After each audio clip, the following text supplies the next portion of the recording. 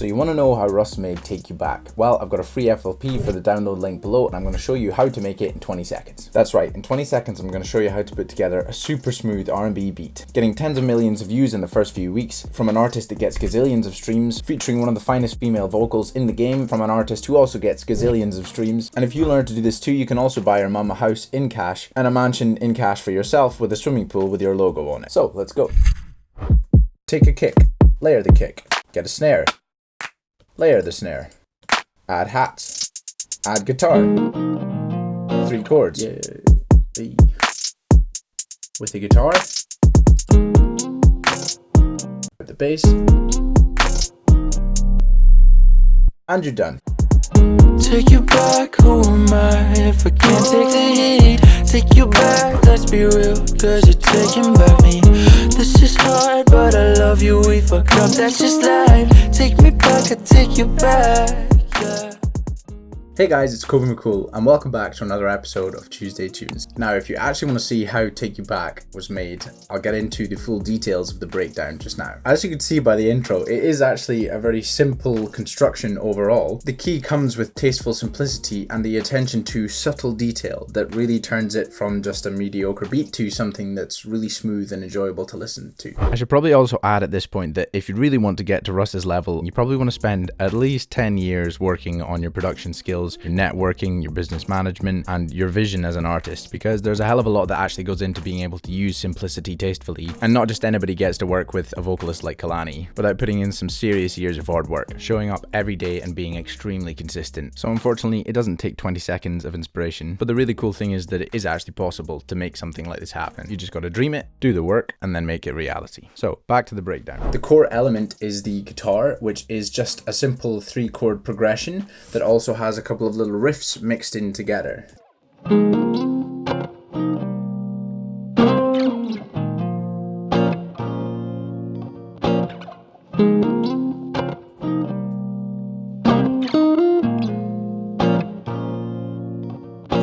Now, this isn't identical to the original in Russ's. I believe he would have recorded it or even sampled it from a different electric guitar using some sort of amplifier and maybe run it through some processing to give it a little bit more of a vintage vibe. I just went for the simplicity. I used a Pacifica. It's a cheap Pacifica that I have. I recorded it straight into my direct input and then just ran it through some very minimal processing with some compression and then a little bit of distortion, and then just sent it to some reverb and some delay. Then I also had a dry version that didn't have any effects on it that I would push left and right just to give it a little bit more space. But for the very beginning, I just kept it that one signal so that it then goes from a small signal to a big wide signal when the drums and the vocals and everything else come in. I just recorded the chord progression on its own.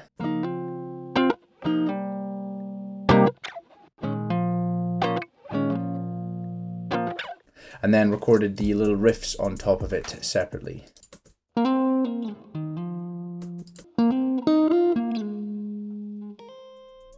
Now, it wasn't the highest quality sounding guitar, but I wasn't too worried about that because it added a relatively rustic vibe to it anyway, with a little bit of crackle and background noise that usually you'd be tempted to try and remove or denoise. I just went with it and it worked fine.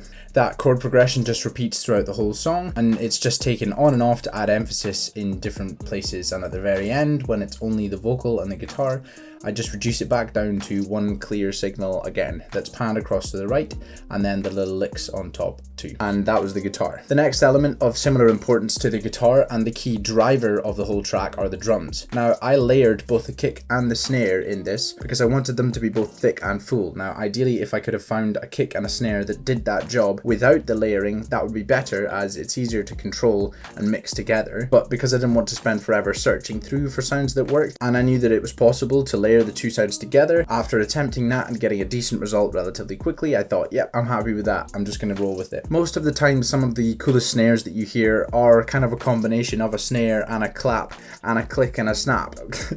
And there's some parts of it sent more to one side or another side, and it's really good fun actually to be creative with your drum sounds like that and experiment blending some things together. The key lesson is choosing a sound that has a particular quality or characteristic and knowing that that is why you're using it, and then choosing other sounds that don't compete with it but that complement it. The first kick I went with had a lot of high end and a lot of presence, whereas the second kick was a more rumbly low-end thud. And when combining those two together, you get a nice thick full sound in the bass region, but you also have presence in the high end. With the snare, I went for a clap snare as the main sound, and then also added a stick sound on top. When mixing those, I panned the snare to the left and the stick to the right just to give it some stereo width and just to make it feel a little bit more full.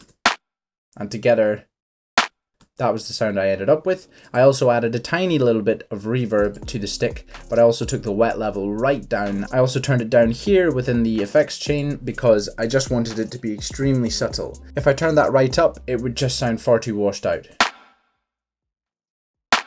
Sometimes that can work well, but in this instance, everything had a lot more presence. But I wanted the shimmer that adding that little bit of reverb would get. Then finally, I added one other clap just to thicken it out even more and just give a little bit more interest within the high end.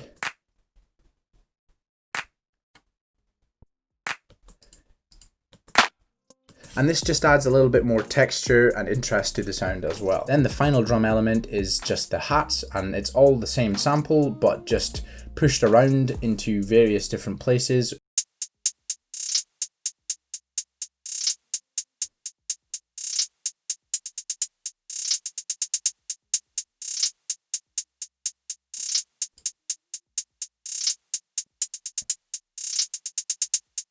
So as you can see, this is the volume automation that changes here, and then if I go into the note pan, it just moves from side to side in certain places, and then the notes themselves go up and down corresponding with that. And altogether, the drums sound like this.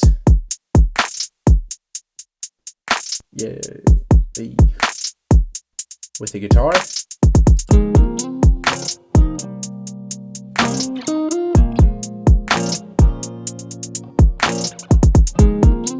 And there already you've got enough. So you could actually write lyrics or come up with melody ideas over something that's as simple as that. But I also decided to add in a sub just to thicken out the bass.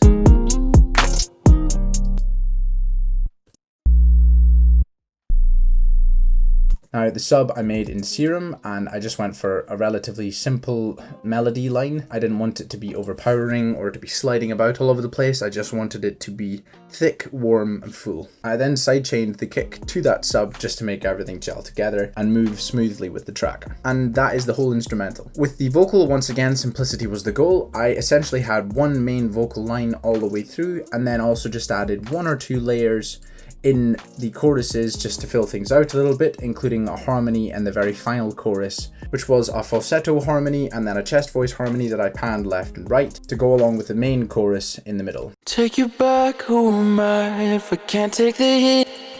Take you back, who am I if I can't take the heat? Take you back, let's be real, cause you're taking back me. I decided to add a little bit more reverb than Russ and Kehlani had in their original. I just wanted it to be a little bit more ethereal and spacious. I had my main vocal sent to a hall reverb, a plate reverb and a half delay, and then bust those effects together here so that I could control them. One of the ways I controlled them was I sidechained the vocal to the vocal effects so that when the main vocal comes in, it pushes down the vocal effects so that it doesn't feel too washed out all of the time. Then the vocal effects rise and fill the space when the main vocal stops. That's a really helpful technique for maintaining vocal presence whilst also having a nice luscious but finely tuned reverb in the background. But I also automated the reverb up considerably at the end because I just had loads of space with the guitar and with the vocal, so I just pushed it right up. Anything, I'll never judge, I'll just agree, cause I'm guilty of all the same things, yeah. I want you to be just who you are. You can show me all of your scars.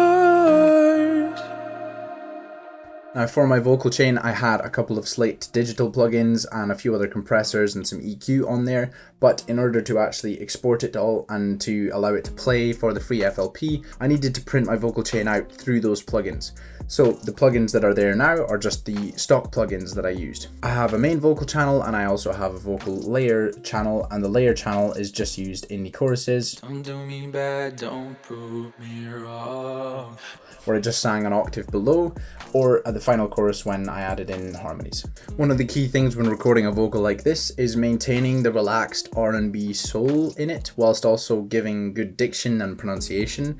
It can be tempting not to pronounce the words properly because you're kind of feeling smooth and silky or vibey. It was easy at times to be drawn towards not pronouncing like "take you back, who am I if I can't take the heat," because if you over pronounce those things it sounds too forced, but if you don't pronounce them properly enough then it just can't take the heat, can't take, it just doesn't sound well emphasized. So there was a fine balance to be struck there between having a smooth and relaxed vocal but at the same time maintaining a high quality of diction and pronunciation. Kehlani in particular just does such a tremendous job every time she's on a track of singing with vocals that are so smooth and relaxed yet so accurate and well pronounced. Just listening to the way Kehlani sings is both really enjoyable and actually very educational all at the same time. The free FLP is in the description of this video and I will also try and post a link in the top comment. Please do let me know if you guys have any issues or questions with the FLP and let me know how your progress is. If you have any further questions, just leave them in a comment down below or send me a message on my Instagram. I'd love to hear from you. If you're new to the channel, thanks so much for checking it out. I hope you enjoyed the cover as well. Thanks to everyone for liking, subscribing, sharing, and all of those wonderful things. I really appreciate it and it really helps support me and my music. I really look forward to sharing the next video with you and you can probably click on a link to one of them right now. But until then,